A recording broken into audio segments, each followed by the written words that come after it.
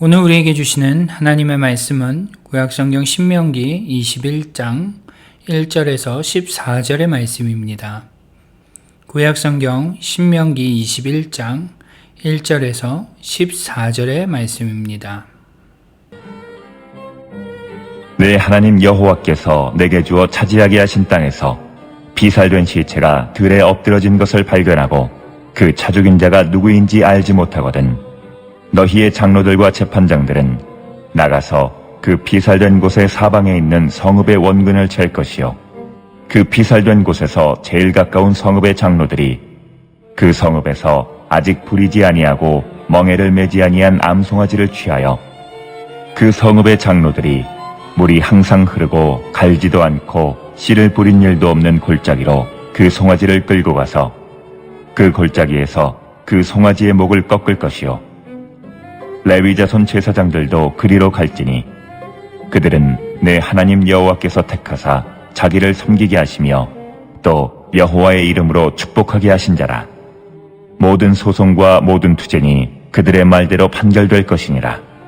그 피살된 곳에서 제일 가까운 성읍의 모든 장로들은 그 골짜기에서 목을 꺾은 암송아지 위에 손을 씻으며 말하기를 우리의 손이 이 피를 흘리지 아니하였고 우리의 눈이 이것을 보지도 못하였나이다.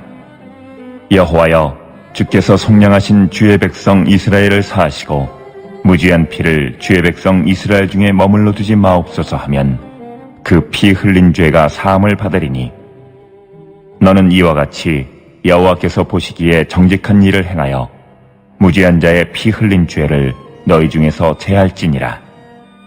내가 나가서 적군과 싸울 때에 내 하나님 여호와께서 그들을 내 손에 넘기심으로 내가 그들을 사로잡은 후에 내가 만일 그 포로 중에 아리따운 여자를 보고 그에게 연연하여 아내를 삼고자 하거든 그를 내 집으로 데려갈 것이요 그는 그 머리를 밀고 손톱을 베고 또 포로의 의복을 벗고 내 집에 살며 그 부모를 위하여 한 달 동안 애곡한 후에 내가 그에게로 들어가서 그의 남편이 되고 그는 내 아내가 될 것이요 그 후에 내가 그를 기뻐하지 아니하거든 그의 마음대로 가게 하고 결코 돈을 받고 팔지 말지라. 내가 그를 욕보였은즉 종으로 여기지 말지니라.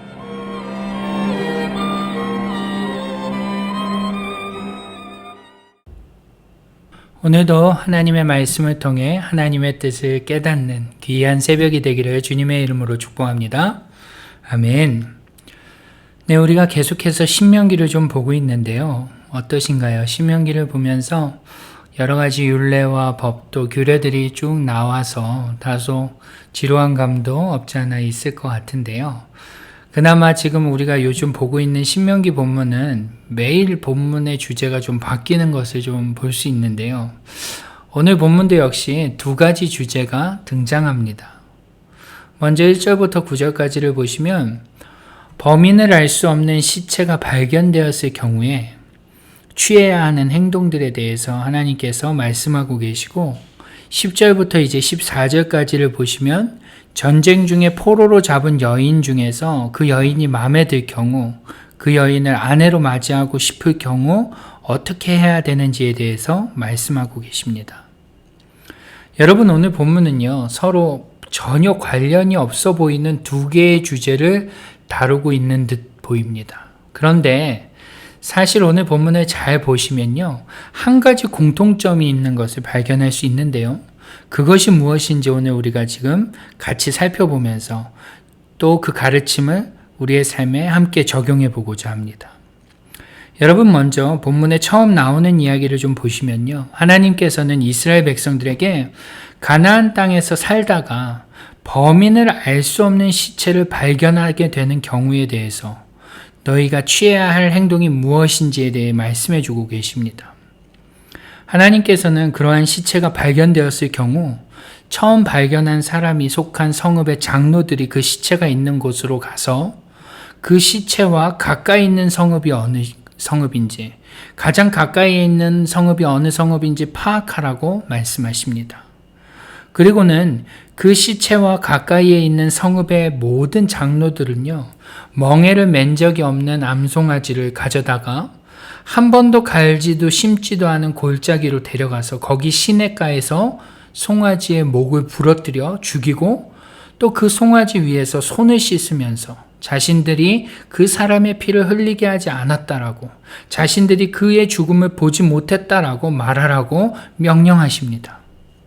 그리고 그때 레위 제사장들은 그 의식에 참여해서 그 의식을 집례하며 또 그 의식을 통해 시체와 가까웠던 성읍의 죄가 속죄되었음을 구하게, 선포하게 말씀하십니다.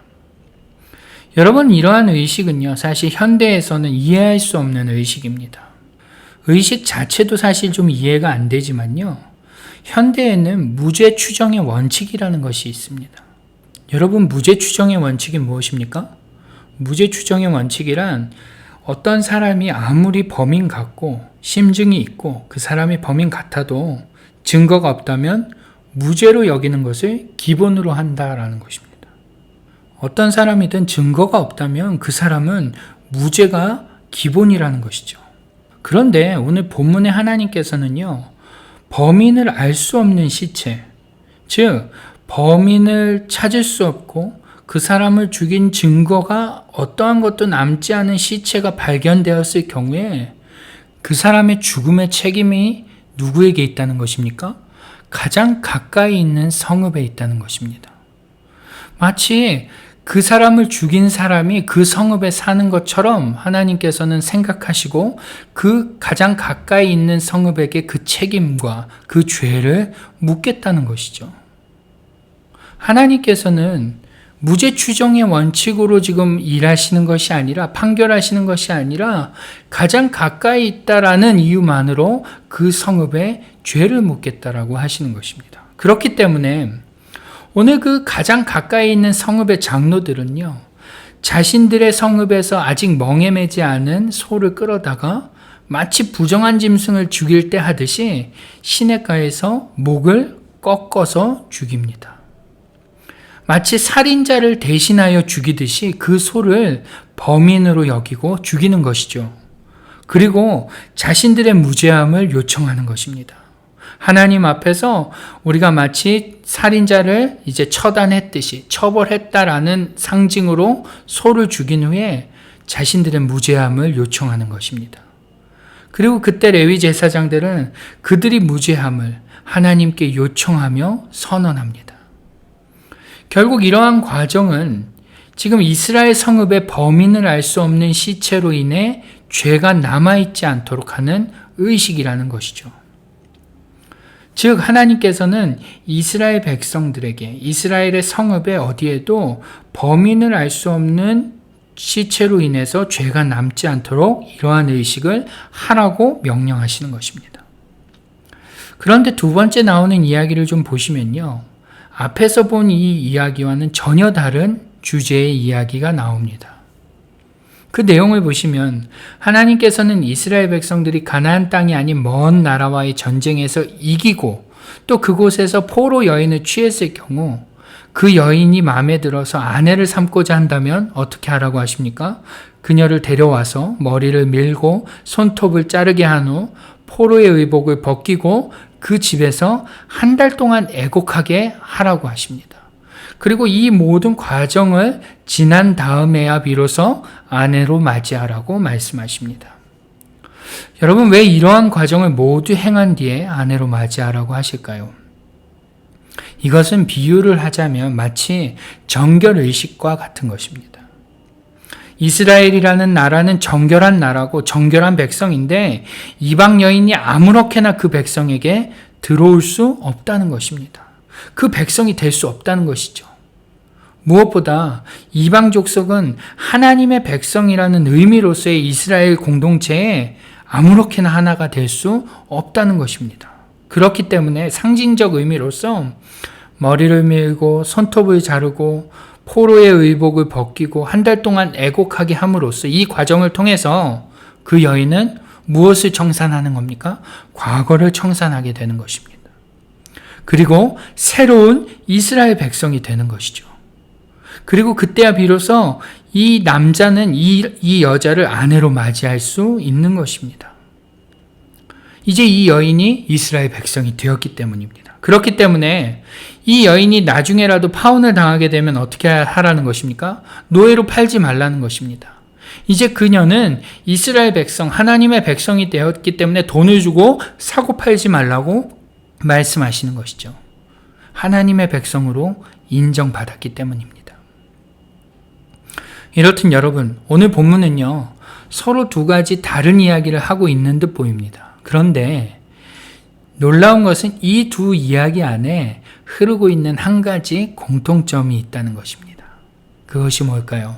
바로 하나님은 죄를 싫어하신다는 것입니다.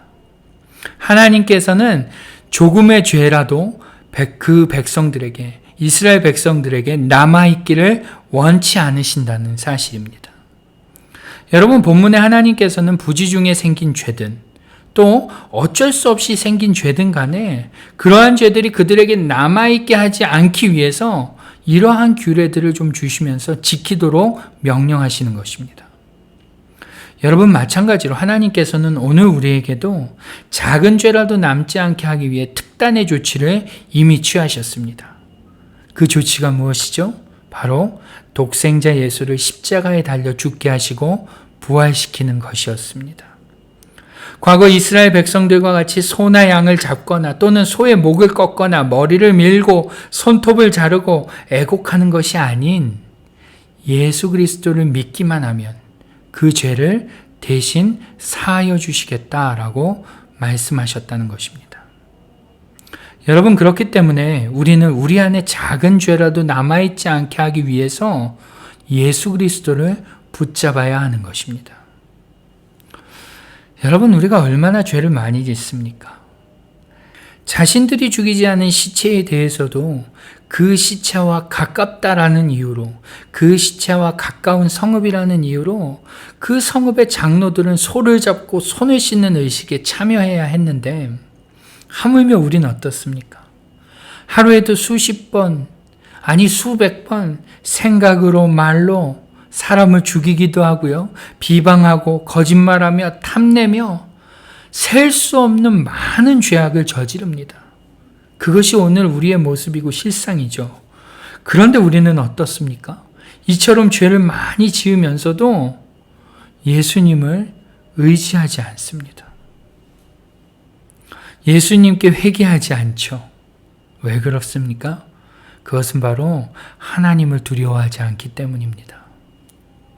당시 이스라엘 백성들은 물론 모두가 그런 것은 아니었겠지만 하나님을 두려워하는 이스라엘 백성들은 분명 이러한 시체들이 나타났을 때 그들은 두려운 마음으로 송아지의 목을 꺾고 이 의식을 참여했을 것입니다.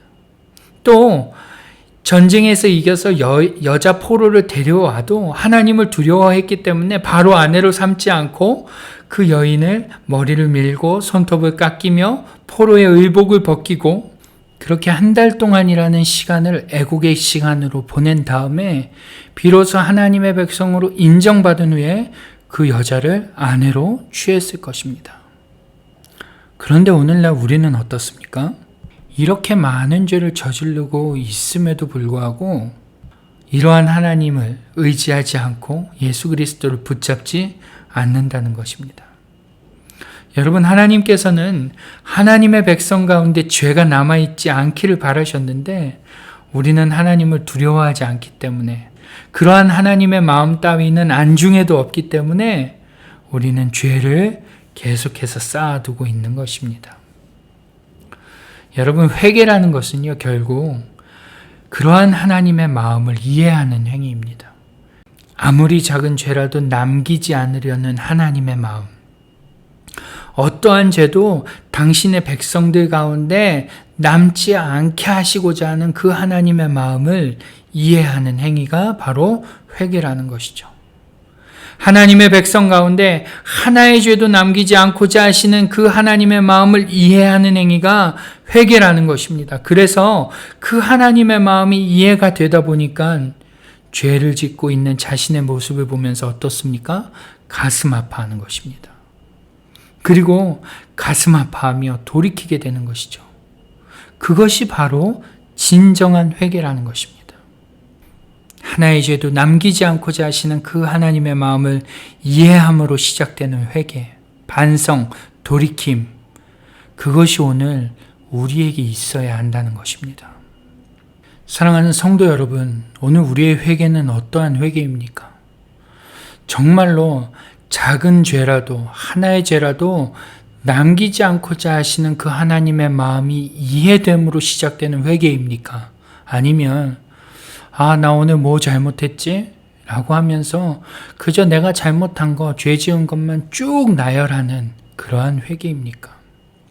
여러분, 오늘 우리가 함께 기도할 때 진정한 회개, 정말로 하나님의 마음이 이해되어지는 거기서부터 시작되는 회개가 우리에게 있게 해달라고 간구하는 시간이 되기를 바랍니다. 작은 죄라도 남기지 않고자 하시는 그 하나님의 마음이 절절히 깨달아지고 느껴져서 오늘 우리가 같이 가슴 아파하고 그 죄에서부터 돌이키고자 하는 그러한 회개가 우리 가운데 생기게 해달라고 기도하며 나아가는 저와 여러분이 될 수 있기를 주님의 이름으로 축원합니다. 기도하겠습니다. 하나님 아버지, 우리는 날마다 수많은 죄를 짓습니다. 하나님께서는 하나님의 백성 가운데, 당신의 백성 가운데 어떠한 작은 죄라도 남기지 않고자 하시는데 오늘 우리는 그 하나님의 마음을 이해하지 못하고 깨닫지 못하기 때문에 너무나 수많은 죄를 지으면서도 예수님께 나아가지 않고 예수님께 매달리지 않고 회개하지 않는 우리의 모습을 발견하게 됩니다. 하나님 아버지, 오늘 우리가 그 하나님의 마음을 다시금 깨닫게 하여 주시고 하나의 죄도 남기지 않고자 하시는 그 하나님의 마음이 절절히 깨달아져서 오늘 우리가 그 하나님의 마음을 통해서 다시금 자복하고 회개하는 우리가 되게 하여 주옵소서. 우리가 우리의 자신을 돌아보며 돌이키지 못하는 우리의 모습을 바라보며 가슴 아파하며 우리가 그 죄에서 돌이킬 수 있는 우리가 되게 하여 주옵소서. 하나님, 이 새벽에도 우리의 연약함을 주님 고백합니다. 우리의 부족함을 고백하고 우리의 악함을 고백합니다.